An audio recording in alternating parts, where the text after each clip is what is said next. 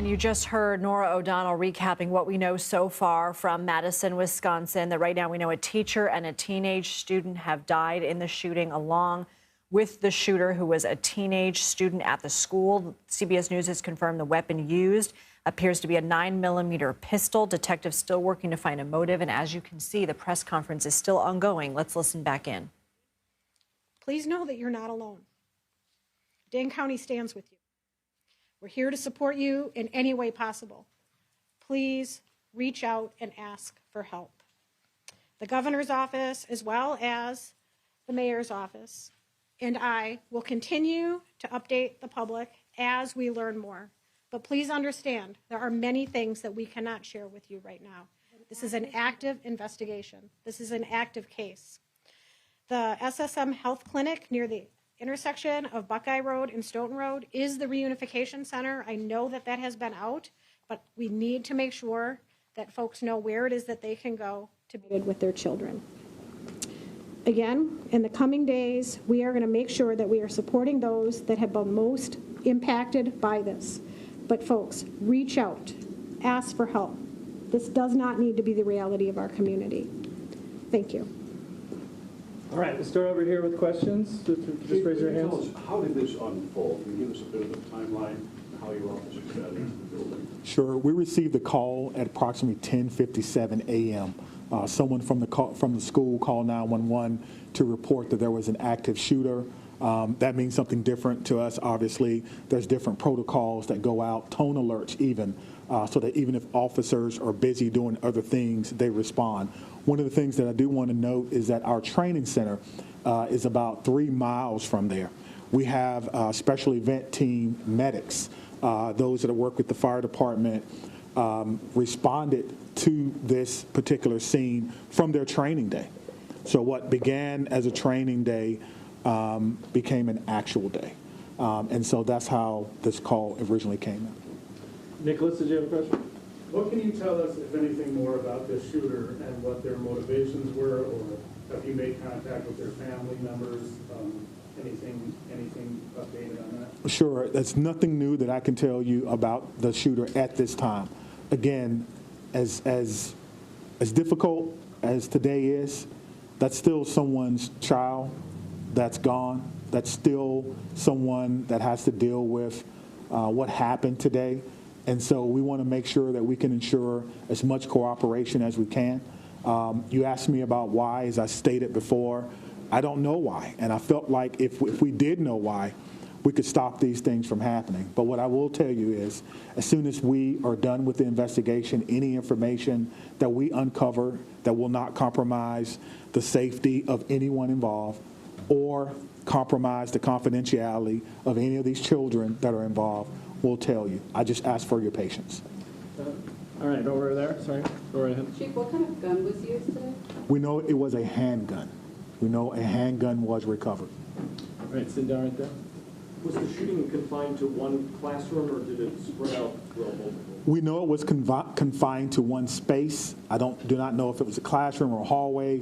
One of the things that we've gotten very good at, certainly different from in my day, is that if you do not need to be in a crime scene, you do not need to go to a crime scene. And so the crime scene and those persons who were involved, they have that crime scene locked down. I did not go or enter into that crime scene. But if you can imagine, most schools, the students go together, but they are segregated. So on each different floor, in each different group. And so there's no evidence that anyone else was injured that was not in the age group. Danielle? What can you say at this time about how school staff responded when the shooting started? I cannot speak to how the school staff responded. We did have injuries, but it could have always, of course, had additional injuries. I do not know what the school's protocols are. Again, this is a private Christian school.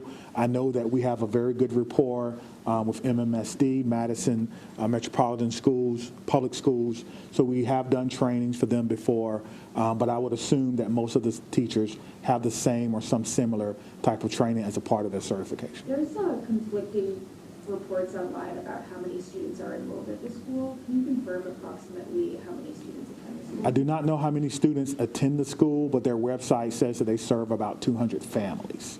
Right in the back, white. What kind of support systems are going to be made available to people who are affected by the attack?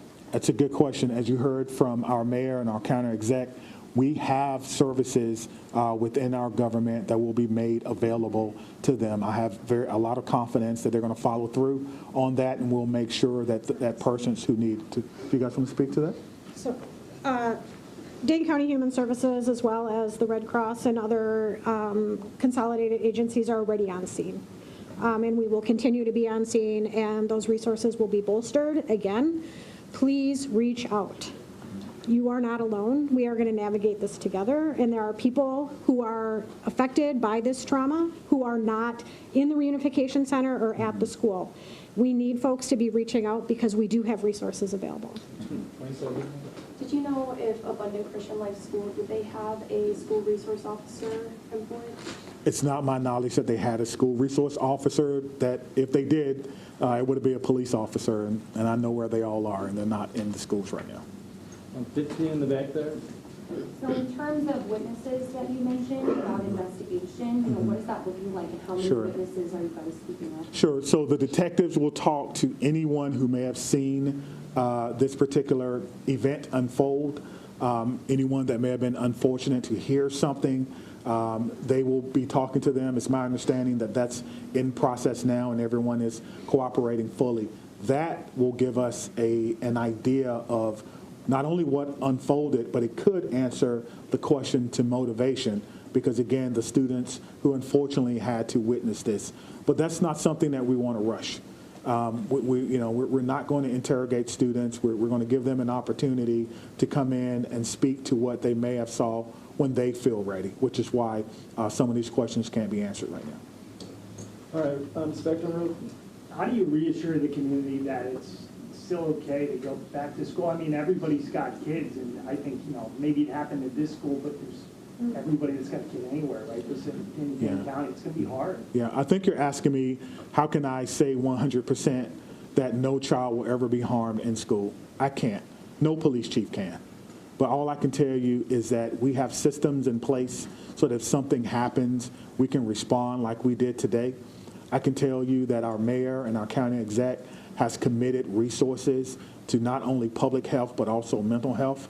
I can tell you that every teacher that I've ever had contact with at MMSD cares deeply about their students. Every staff member, I talk to staff members all the time who tell me things that are going on in the schools and want to do whatever they can, even if it's under anonymity, to let me know that they want to have a safe school.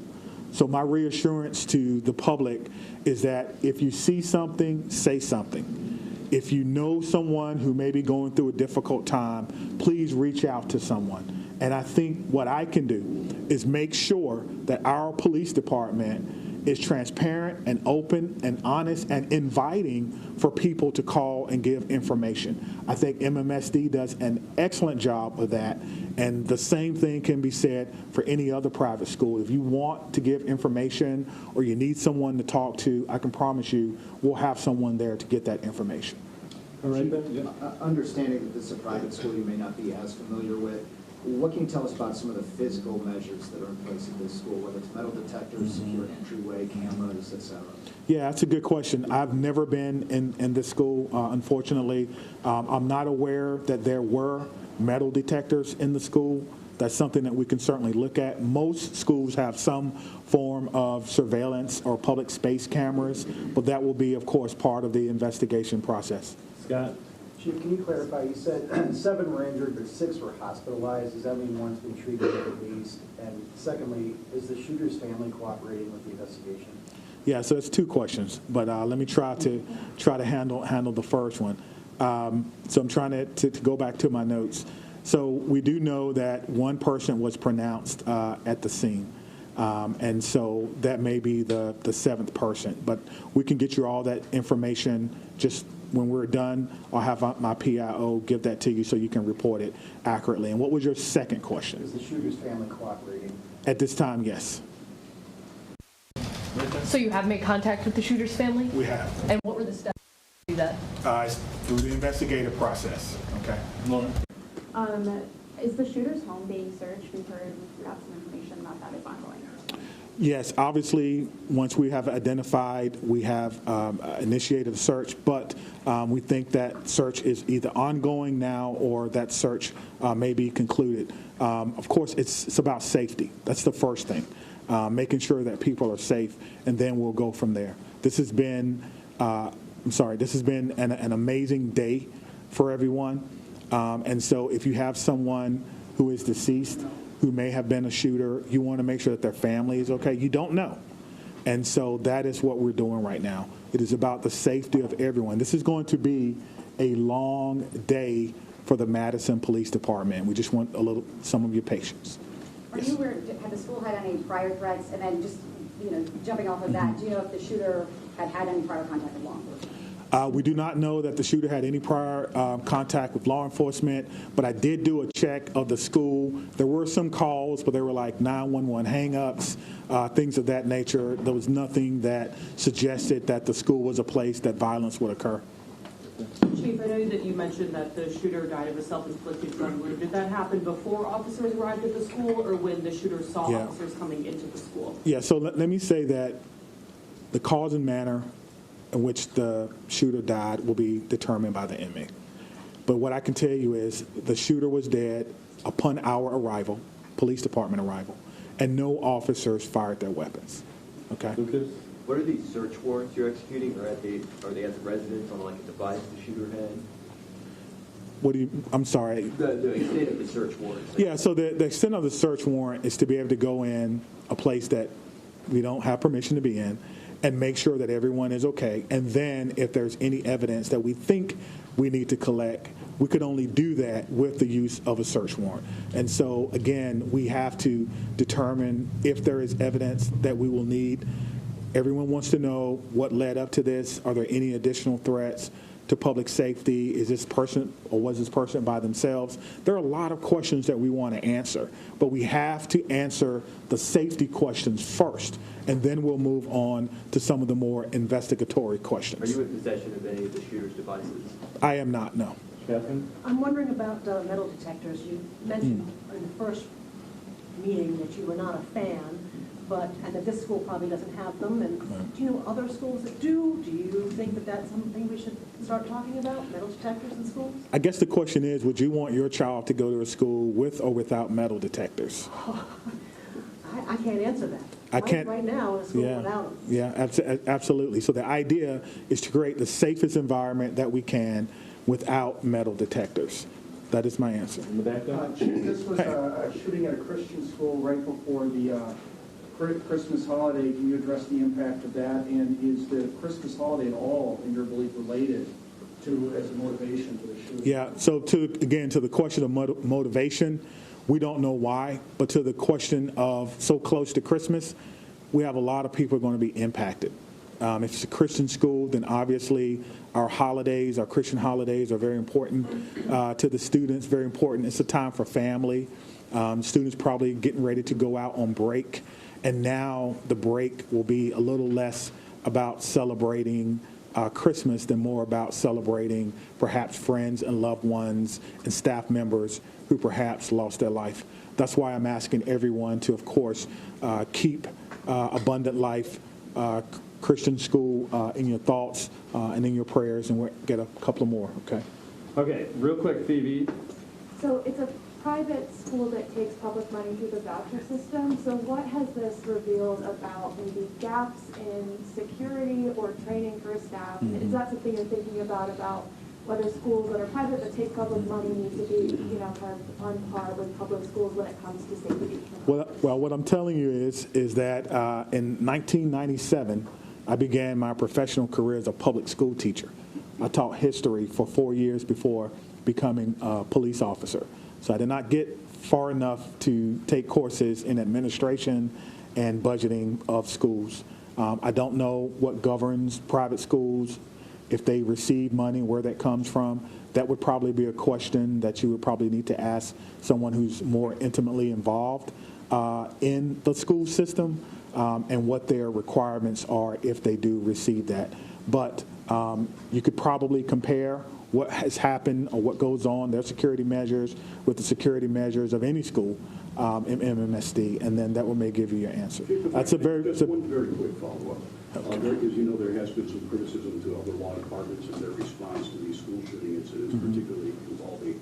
How did that inform your game plan today, and how quickly were your officers able to get into the school? What were they told to do? Sure. We train on this, as I spoke about earlier. When officers arrive on the scene, they immediately go in, which we did in this case, stop the threat, stop the killing, find the killer. That's how we train. And that's exactly what we did today. There's no waiting. There's no coordination of who's in charge. Everyone knows exactly what to do. I spoke about this earlier. We train on this constantly. Our commanders, including the fire chief and I, was in a commander's training less than 2 weeks ago, going over this exact same scenario for another fictional location. And so all of that came into play today, and our officers performed extremely well based on their training and based on the expectations that they know exactly what to do. Stop the threat, stop the killing, find the threat. Right. Can we just do one more? For the current student. No, hold on, right here. Thank you, all. I think the questions have been asked, and we're straying a little far from what's most important at this point in time, and that is the victims and their families. I have 3 things to add. First of all, there is a lot that our community can and will do in the coming days to support the victims and their families, and we will have more information at future briefings. If anyone, and I would urge you all to include this in your stories, if anyone needs mental health support as a result of this incident and the coverage of it, I encourage them to reach out to 988 by phone or text and to get the mental health support that they need. It is incredibly important that we take care of our community in this very difficult time. We all have a role in preventing gun violence. Our entire community needs to be part of the solution here. There are many things that we can do, and we can have those conversations in coming days. But first and foremost, what needs to be the priority for all of us is supporting our young people. And that is where our community's attention needs to turn at this point in time. The police department, the fire department, the city, the county will share additional information about the investigation as it becomes available. But I urge you all to help our community find resources to support their mental health and to find resources to support the victims and families at this time. Thank you all. Where can people go to see your updates? What can you tell them? It'll be on cityofmadison.com. Me, Stephanie, and Cynthia will stick around and answer any other questions, but that's all. Let me say just before I go, because the mayor mentioned that this was a whole of government response. It certainly was, and there's so many people that we want to thank. We cannot thank everyone, but it's also a whole of law enforcement response. Even though we are in different agencies, we all have the same training. And so we have been listening to a press conference from Madison, Wisconsin. Officials on the scene, updating us on the shooting at the Abundant Life Christian School that took place today, shortly before 11 a.m. local time. Officials confirmed that a teacher and a teenage student were killed, and they say the shooter, who was a teenage student at the school, is also dead. At least 6 others have been transported to area hospitals. And police say the weapon used in the shooting was a handgun. They say it has been recovered. Detectives are now searching the school for evidence and conducting interviews as they try and piece together what may have led to this. Let's bring in CBS News Homeland Security and Justice reporter Nicole Sganga. We also have David Wagner here. He was a principal at the Abundant Life Christian School in Madison for 16 years. And in Studio 57 with me is Anna Schecter, senior coordinating producer for our CBS News Crime and Public Safety Unit. Nicole, I'll go to you first. What new do you have for us? Yeah, so want to go over some of those new details, Lindsay. One individual who died during this shooting, one of the victims, was pronounced dead on the scene. Police just indicated the shooter also found dead, and the third individual, third deceased, was transported to a local area hospital before being declared dead. We also heard about that recovered handgun. CBS News, of course, has learned that is a 9mm pistol, a small semi-automatic firearm. A similar one was used in March of 2023 during the Nashville school shooting. The shooting was confined to one space, according to investigators. Unclear if it was a classroom or a hallway, but the shooting occurring inside of that school in one specific space. And right now, police are both interviewing witnesses, individuals who heard gunfire, who saw gunfire. They're also working to obtain search warrants, presumably, so that they can scour through the suspect's home here for clues. And police saying just there that at this point in time, the shooter's family is cooperating. We learned a little bit more about the school itself. There was no indication in the run-up to today's tragedy that the school was a target. There was also no school resource officer on scene as this played out. This is not a school that has metal detectors, and you heard the police chief there saying that, he's not in support of metal detectors. Lastly, the police chief, who was a former a school teacher, saying that there are going to be other injuries as a result of what happened today. In addition to, we know the 6 who are injured, there are those who are going to have mental health challenges, and so ensuring that there is support for them as this happened in the middle of the school day and just in the week leading up to the Christmas break. Lindsay. Nicole, I know you have to go, but real quick, you had mentioned when we were last with you that you had reached out to your sources and they hadn't found any evidence of a terrorism nexus. Is that still the case, and can you explain what that means? Yeah, that is absolutely still the case. So no indication that this was a terrorist attack or that there were any sort of motivations linked to a suspected terrorism plot.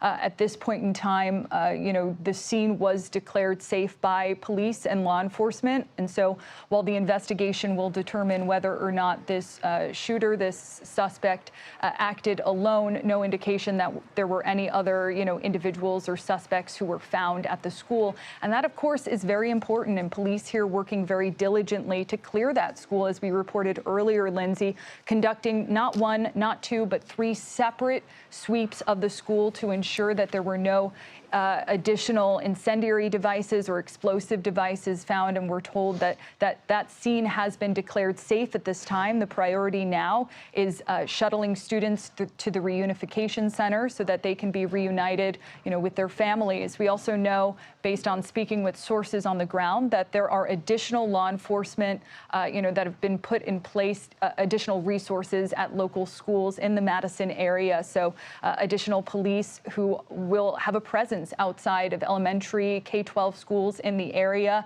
trying to reassure parents, trying to reassure students, as really everyone in this community reels from today's tragedy.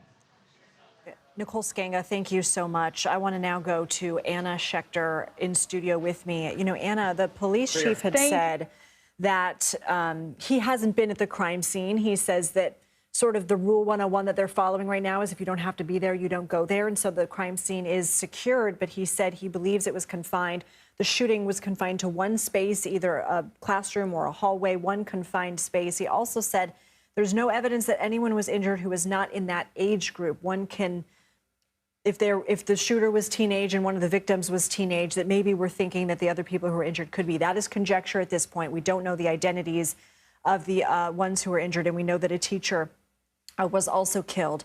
But from the new information that you're gathering, that we're learning from the press conference, what's standing out to you the most? Well, I'm really interested to hear from witnesses. If this was a setting, like a classroom setting where a group were gathered, you have at least 6 injured, a total of 3, including the shooter, killed. There were other people, I'm sure, who witnessed this happen. And those testimonies are going to be really important in this initial sort of first draft of history, as police are going to be taking down these statements, recording them all, and kind of compiling almost like a book about everything that everyone saw.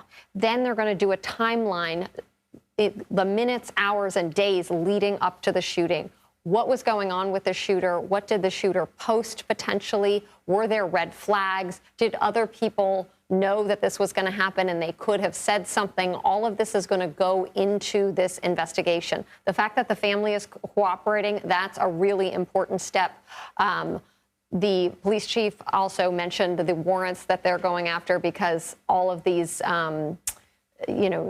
electronic devices are so crucial in investigations like this one, and that is going to be top priority. But we might not hear for days what was on those electronic devices. It could take up to a week. Hopefully we'll hear soon, but it depends on how difficult it is. Probably the FBI is going to sort of help out to get into these devices. They have a special unit that does that. We found out about the weapon really quickly. The ATF was on the scene, and you had a local FBI agents who were able to go quickly to the scene. So we're actually learning more pretty quickly on a day like today. What can you tell us about the 9mm pistol? Well, it's a smaller handgun.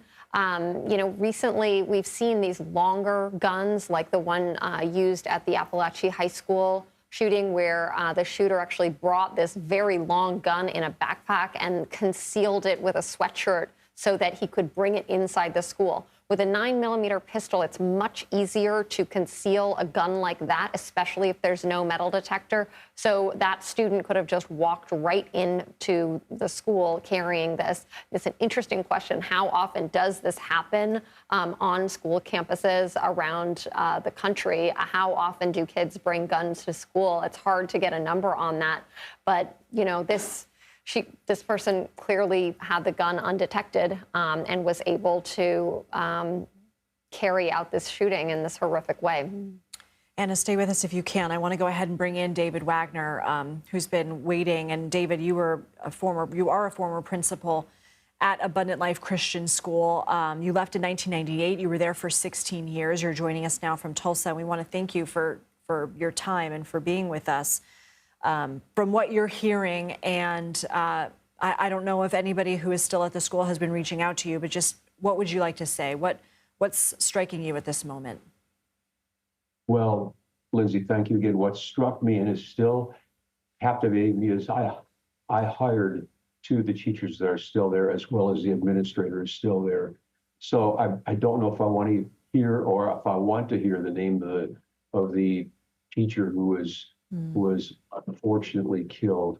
Those individuals are also near and dear to my heart. And as I said, earlier, I've kept up with the school and I know I really appreciate the Madison Police Department, the chief. Wow, the words that he offered. I understand if you put metal detectors in the school, what that does to people. The more welcoming you can make a school, the more welcoming it is, and the more things that perhaps help protect against some of these things that you use in schools. It's a benefit. However, it adds another impediment to just the welcoming atmosphere of the school. And I know from knowing the administrator, as I do, and hiring him, and he's still there to this day, that if there's a recommendation or something that they feel is compelling them to change to do, they will do it, because they are there for not only the education, but the safety and security of the students, the parents, the teachers, and all who go through those front doors of Abundant Life Christian School. We heard the police chief say, I think we can all agree enough is enough. We heard the mayor say we all have a responsibility to end gun violence. David, I'm wondering if you can help us understand the culture and community at the school. It was, and I'm assuming it still is from the communication that I hear. It's very tight. People in a small community, 300 plus students that go there. Obviously, the parents know one another. The families, the students know one another. They may have brothers or sisters in the elementary, middle, or high school. And so there's a tight family feeling there, whether it's for athletics, music events, whatever it may be. It's a family. Abundant Life Christian School is, Abundant Life family is not in the word, but that's the feeling that you have. There's just a tremendous feeling of family, and that's one of the, and large schools are great, and wonderful, and enrollment is growing at the school, and it should be growing. But as a school gets larger, they always have to work at maintaining that family atmosphere, that family feeling. And I know that Abundant Life, with the present enrollment, the numbers that it has, it's sure family thrives at Abundant Life Christian School. David Wagner, our hearts are hurting for you and the rest of the community that you all are going through this today. We are so, so sorry, and we are so grateful for you joining us and sharing a little bit about what makes Abundant Life so special. Thank you for your time, and our thanks to Anna Schecter as well. Thank you.